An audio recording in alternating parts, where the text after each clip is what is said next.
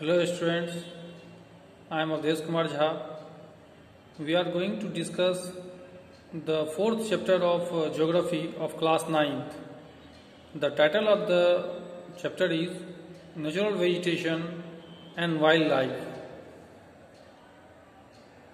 India is one of the 12 mega biodiversity countries of the world where majority of the Earth's species are found. India, with 47,000 plant species, occupies 10th position worldwide.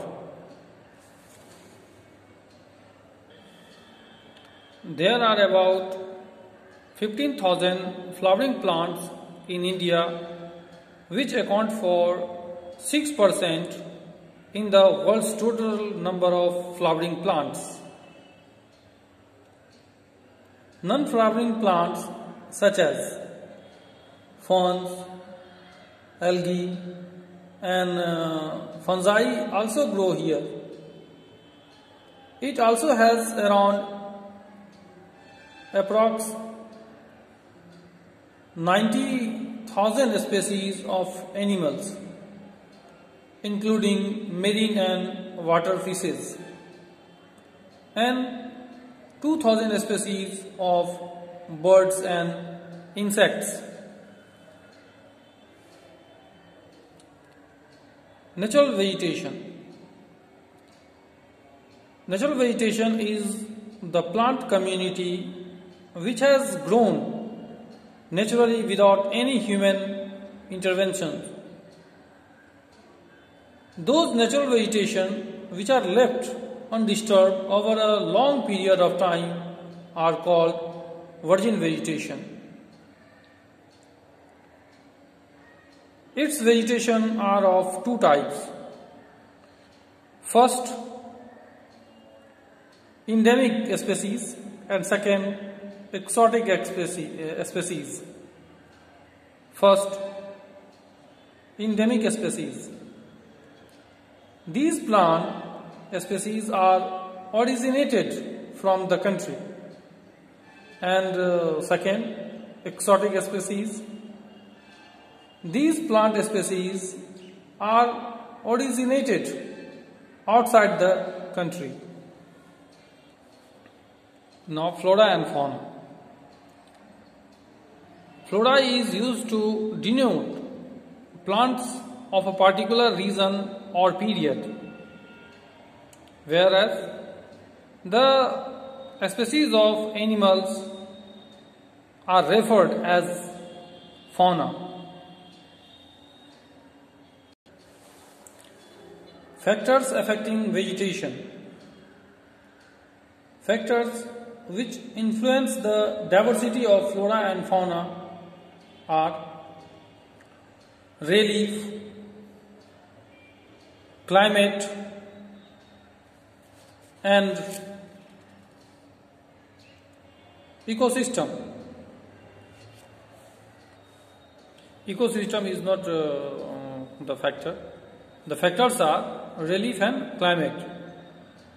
We include land and soil in relief, and temperature, photoperiod and precipitations are included in climate. Relief, as I have described, it includes land and soil. Land. The nature of the land, that is plain, hilly or a plateau, determines the kind of vegetation which will grow in it. Fertile lands are used for growing crops, vegetables and fruits.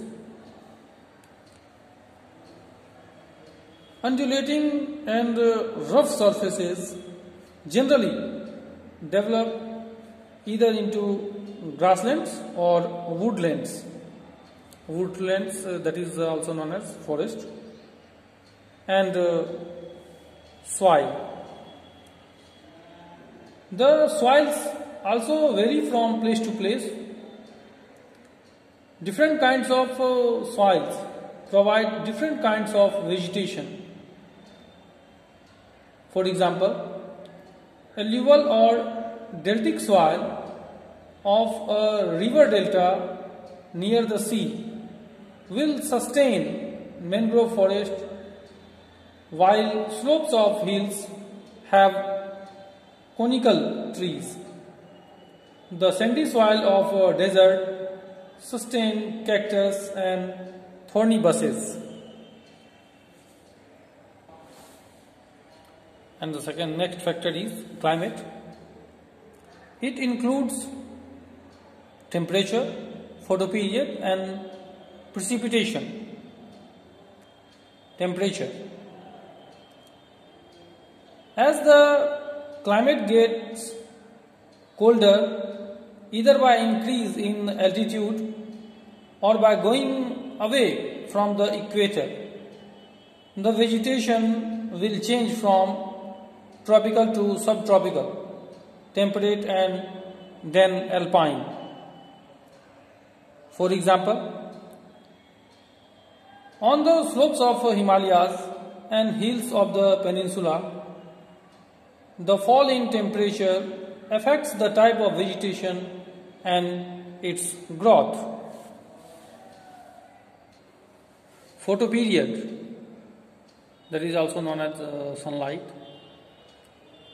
The amount and duration of sunlight is also known as photoperiod. In warmer region, plant growth is faster due to longer duration of sunlight, especially with availability of adequate moisture. For example, the southern slopes of the Himalayas are covered with thicker vegetation than the northern slopes due to more availability of sunlight. And next is precipitation. Areas of heavy rainfall always have denser vegetation than other areas with lesser rainfall. For example, the southwest monsoon rains on the windward side of the Western Ghat thus cause a heavy growth of tropical evergreen forest there, whereas the leeward side does not have any such forest. In the next video, we will discuss about importance of forest, change in nature of vegetation in India, etc.